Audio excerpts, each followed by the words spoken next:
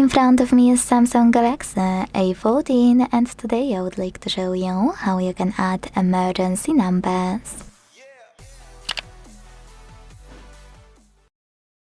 First of all, go into Settings and scroll to click on this section called Safety and Emergency. Now tap on Emergency Contacts. Scroll to click on this switcher if it's not already on, Show on Lock Screen. It's very important because without it your contacts won't be visible on locked screen. And once you make sure it's on, tap on Add Emergency Contact. Then click on the ones you wanna pick and hit Done at the bottom. As you can see, all of my contacts were successfully added.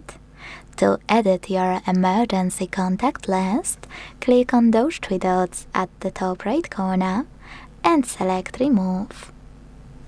Then click on the chosen contact and tap on Remove at the bottom.